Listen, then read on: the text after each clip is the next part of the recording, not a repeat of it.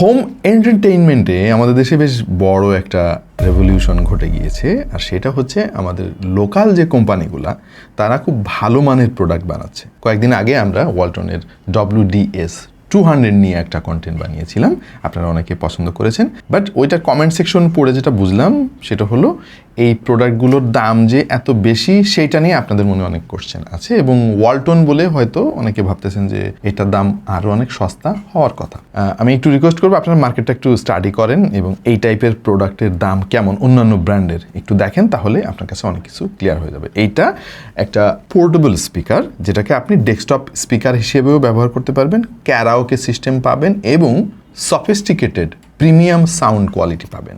So এই ধরনের জিনিস কিন্তু একটু আলাদা। এর সঙ্গে নর্মাল যে ব্লুটুথ স্পিকারগুলো রয়েছে, পোর্টেবল ব্লুটুথ স্পিকার, ওইটাকে গুলিয়ে ফেললে চলবে না। এগুলোর দাম এরকমই হয়, আরও অনেক বেশি হয়। হ্যাঁ, আমি এইটার দাম জাস্টিফাই করতেছি না, সেইটা ভিন্ন একটা আলাপ। আমরা আমাদের কন্টেন্টে আজকে অবশ্যই সেটা নিয়ে আলাপ করব। বাট তার আগে আমরা এই প্রোডাক্ট নিয়ে একটু আলাপ করি। কারণ হচ্ছে এর আগে WDS-200 নিয়ে যে ভিডিওটা আপনারা দেখেছেন, ওই মডেলটার দাম কিন্তু অনেক বেশি ছিল, ওইটা 20-22 হাজার টাকার মতো ছিল। এইটা অনেকটা পকেট ফ্রেন্ডলি। এটা হচ্ছে WDS-120, ওয়াটেজ একটু কম, ভলিউমের লাউডনেস একটু কম, বাট আই থিঙ্ক কারো জন্য এই মডেলটা খুবই অ্যাপ্রোপ্রিয়েট। আমরা আমাদের আজকের এই কন্টেন্টটা খুব বেশি লম্বা করব না, কারণ হচ্ছে WDS-200 এর কন্টেন্ট যারা দেখেছেন অলমোস্ট একই রকম ফিচার এতে আছে। সো এটার সঙ্গে ওই মডেলের বেশ দারুণ মিল রয়েছে। সো একেবারে ইনডেপথে যাওয়া আমার মনে হয় প্রয়োজন নয়, আপনারা সেই কন্টেন্টটা যদি দেখে আসেন আরও ডিটেইল আইডিয়া পাবেন। প্রেজেন্টিং ওয়ালটন WDS-120, দাম হচ্ছে 17,500 টাকা। এটা আমাদের লোকালি R&D করা এবং লোকালি প্রডিউস করা একটা premium portable Bluetooth speaker with karaoke system. Normal Bluetooth স্পিকারগুলোতে যে কাজগুলো করা যায় না সেটা তো অবশ্যই এতে করা যাবে। পাশাপাশি এর যে সাউন্ড সিগনেচার, আই গেস আপনারা ভিডিও দেখলে সাউন্ড সিগনেচার কেমন বা এটার বেস কোয়ালিটি কেমন সেটা আইডিয়া করতে পারবে না, সেটা খুবই ডিফিকাল্ট। আমরা যদিও চেষ্টা করবো আপনাদেরকে একটু বোঝানোর। বাট সবার আগে এইটার ডিজাইনটা নিয়ে একটু আলাপ করি। এতে ব্যবহার করা হয়েছে হাই ইন্ডের ফ্যাব্রিক এবং লেদার ফিনিশ, যেগুলো স্পিকারটাকে অনেক বেশি প্রিমিয়াম লুক এবং ক্লাসি ভাইব দেয়। রিয়েল লাইফে দেখলে এটা টিপিক্যাল একটা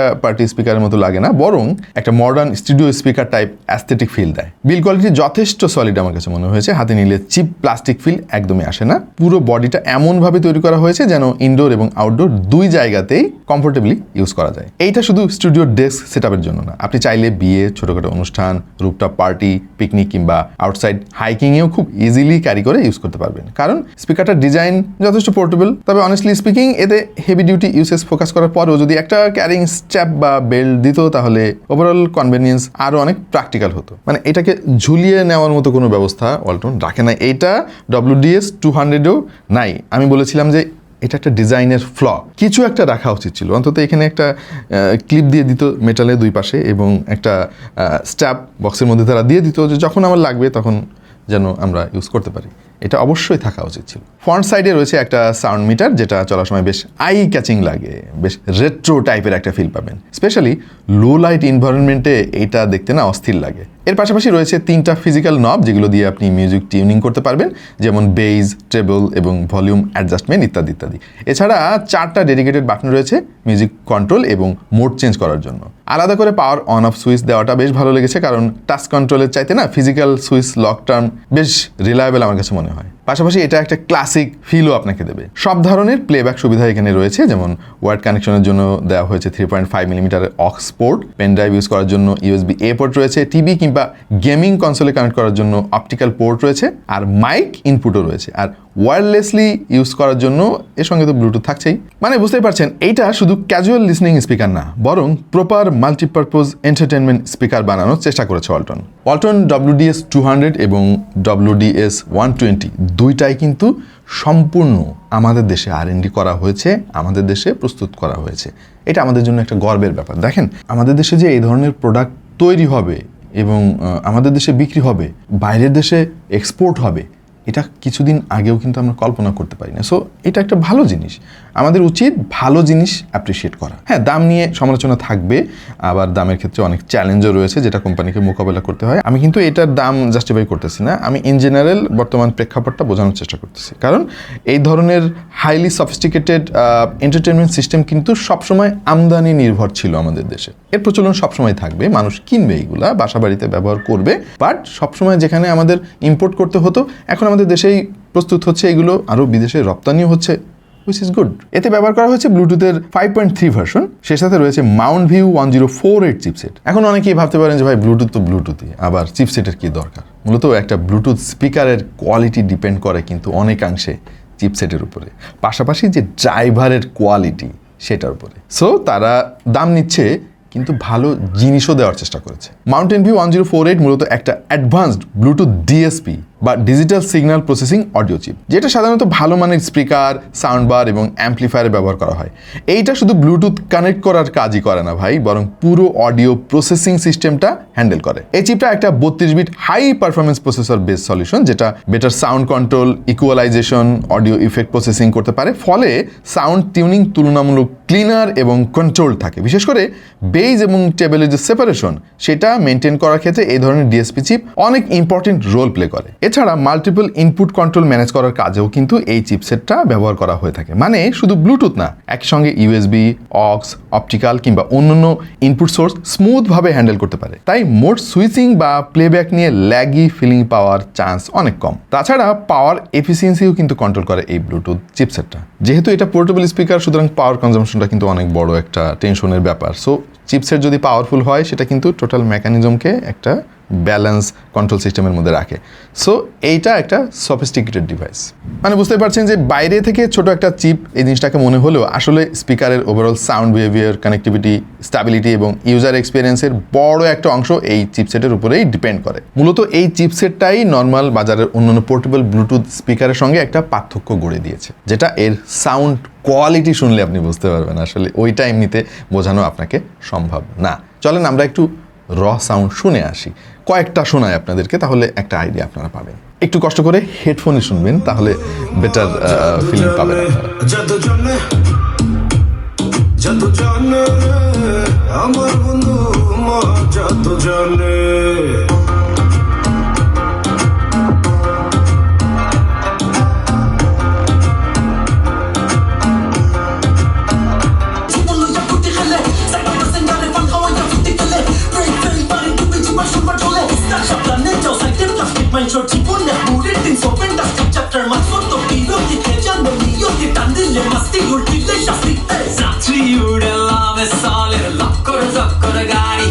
আশা করছি একটা আইডিয়া আপনারা পেয়েছেন এটা সাউন্ড কোয়ালিটি সম্পর্কে। এবং আমি WDS 200 এবং এই WDS 120 দুইটাই বেশ কিছুদিন ধরে ইউজ করতেছি।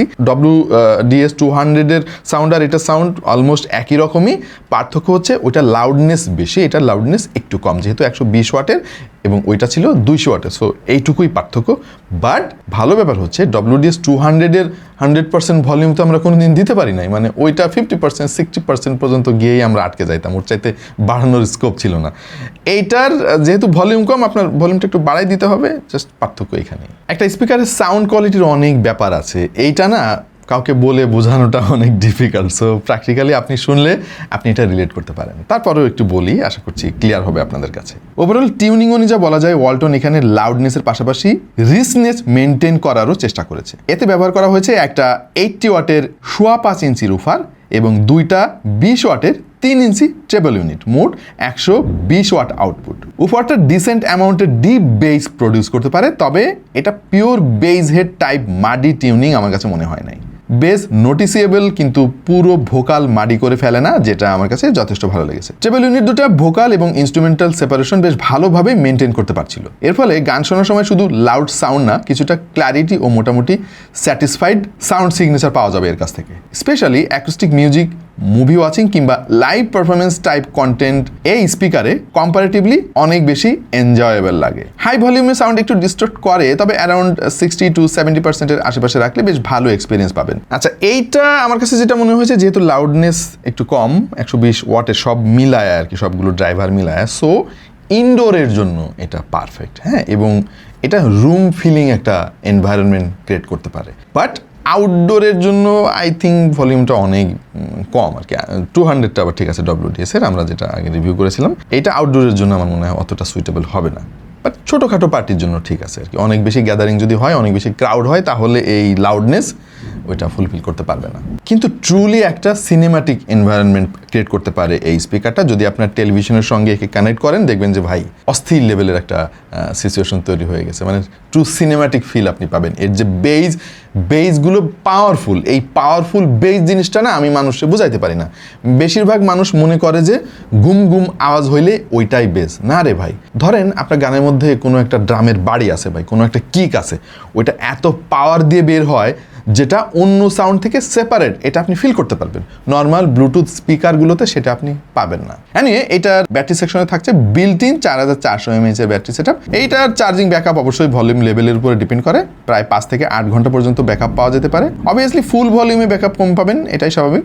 ভালো দিক হচ্ছে 45 ওয়াটের ফাস্ট চার্জিং সাপোর্ট রয়েছে, USB টাইপ সি চার্জিং পোর্টও রয়েছে এতে। 4 ঘন্টার মতো সময় লাগে ফুল চার্জ করতে, যেটা এই সাইজের একটা স্পিকার হিসেবে আই থিঙ্ক ডিসেন্ট। রিমোটটা আমার কাছে একটু চিপ লাগছে, টু বি ভেরি অনেস্ট। মানে এরকম দামি একটা জিনিসের রিমোট আর একটু প্রিমিয়াম ফিল দেওয়া উচিত ছিল। খুবই হালকা পাতলা চিপ প্লাস্টিক দিয়ে বানানো, তবে রিমোটের বেসিক যত ফাংশন সব এতে রয়েছে। বক্সের মধ্যে দরকারি সবকিছু পেয়ে যাবেন, যেমন একটা অক্স কেবল, একটা চার্জিং কেবল এবং একটা 45 ওয়াটের ফাস্ট চার্জিং অ্যাডাপ্টার। আচ্ছা, তাহলে এইটা কারা কিনবেন এবং কারা এর থেকে দূরে থাকবেন? আপনার বাজেট যদি এরকম ধরেন 17-18 হাজার টাকা হয়, তাহলে প্রিমিয়াম কোয়ালিটি সাউন্ডের জন্য এই স্পিকারটা আপনি কনসিডার করতে পারেন। কোরাস কিন্তু খুব ভালো কাজ করতেছে, আমরা তাদের সাউন্ড বারও ইউজ করতেছি অনেক দিন ধরে, প্রায় 2 বছরের কাছাকাছি হয়ে গেছে। সাউন্ড বারটা অত্যন্ত ভালো পারফর্ম করতেছে এবং আমার একটা টিভিতে 2টা সাউন্ড বার লাগানো। হ্যাঁ, যখন আমার মুভি টুভি দেখার দরকার হয় তখন আমি ওয়ালটনটা কানেক্ট করি। যারা একই সঙ্গে প্রিমিয়াম সাউন্ড চান, মাল্টিপল কানেক্টিভিটি চান এবং ক্যারাওকে সিস্টেমও চান, তাদের জন্য এটা বেশ ভালো একটা চয়েস। 17,500 টাকা, টু বি ভেরি অনেস্ট, মানে ওয়ালটন হিসাবে একটু বেশি। হ্যাঁ, তারপরেও আপনি যখন একটু রিসার্চ করবেন এই জিনিসগুলো নিয়ে, আপনার কাছে তখন কম মনে হবে। বাট আমার ওয়ালটনের কাছে একটু আবদার আছে। দেখেন, ওয়ালটন তো আমাদের বাংলাদেশি ব্র্যান্ড এবং এই ধরনের জিনিস তো ওয়ালটন রিসেন্টলি কাজ করা শুরু করেছে আর কি, আগে তো ছিল না এগুলো। সো এই দামটা একটু ধাক্কা লাগতে পারে আর কি। যারা কাস্টমার রয়েছে তারা মনে করবে যে ওয়ালটনের একটা স্পিকার এত দাম কেন হবে, বাট ভেতরের মেকানিজম সম্পর্কে তো অনেকের আইডিয়া নাই আর কি। এবং আলটিমেটলি এটা তো না শুনলে সে বুঝতে পারবে না, অন্য প্রোডাক্টের সঙ্গে পার্থক্যটা বুঝতে পারবে না। সো ইনিশিয়ালি আমার মনে হয় দামটা আরেকটু হাতের নাগালে রাখা উচিত। এইটা আই গেস কোনোভাবে যদি 13-14 হাজার টাকার মধ্যে প্যাক করা যাইতো আর কি, মানুষ আগে বুঝতো আর কি, বোঝার পরে তখন মূলত তারা এই স্পিকারগুলোর সঙ্গে সাধারণ ব্লুটুথ স্পিকারের পার্থক্যটা যখন তাদের কাছে ক্লিয়ার হতো, তখন বেশি দাম দিত, গায়ে লাগতো না আর কি। সো ইনিশিয়ালি একটা ধাক্কা অবশ্যই এটা নর্মাল কনজিউমারের জন্য। আশা করছি ধীরে ধীরে কোরাস আরও ভালো করবে, আরও বিভিন্ন প্রাইস রেঞ্জের প্রোডাক্ট লাইন আপ দিয়ে তাদের প্রোডাক্টগুলো সাজাবে এবং যারা ক্রেতা রয়েছে, অডিও এনথুসিয়াস্ট রয়েছে, তারা উপকৃত হবে। আপাতত এই ছিল আমাদের আজকের ভিডিও। আশা করছি আপনাদের অনেক কাজে এসেছে এবং কিছুটা আইডিয়া পেয়েছেন যে কেন এই স্পিকারগুলো অন্য স্পিকারগুলোর চাইতে একটু আলাদা। এরকম কন্টেন্ট আরও যদি দেখতে চান তাহলে আমাদের চ্যানেলে সাবস্ক্রাইব করতে পারেন। দেখা হয়ে যেতে পারে অন্য কোনো ভিডিওতে ভিন্ন কোনো বিষয় নিয়ে। সেই পর্যন্ত সবাই ভালো থাকুন, সুস্থ থাকুন আর দেখতে থাকুন টেক টু দ্য পয়েন্ট।